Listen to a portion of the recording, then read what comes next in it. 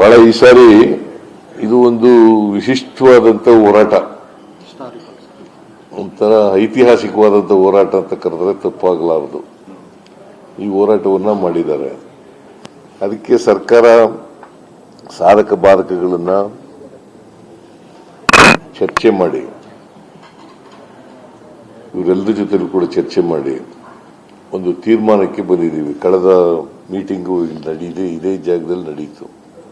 ಈ ಜಮೀನನ್ನ ಸಂಪೂರ್ಣವಾಗಿ 1777 ಎಕರೆ ಜಮೀನನ್ನ ಅದಕ್ಕೆ ನೋಟಿಫಿಕೇಶನ್ ಏನು ಹೊರಡಿಸಿದ್ದು, ಅಂತಿಮ ನೋಟಿಫಿಕೇಶನ್ ಏನು ಹೊರಡಿಸಿದ್ದು ಸ್ವಾಧೀನಕ್ಕೆ, ಅದನ್ನ ಸಂಪೂರ್ಣವಾಗಿ ಕೈ ಬಿಟ್ಟಿದ್ದೇವೆ.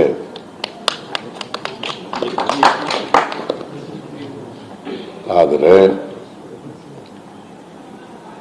ರೈತರು ಸ್ವಯಂ ಪ್ರೇರಿತರಾಗಿ ಕೊಡ್ಲಿಕ್ಕೆ ಮುಂದೆ ಬಂದ್ರೆ ಅಂತ ಜಮೀನುಗಳನ್ನ ಒಪ್ಪಂದದ ಮೇಲೆ ತಗೊಳ್ತೀವಿ.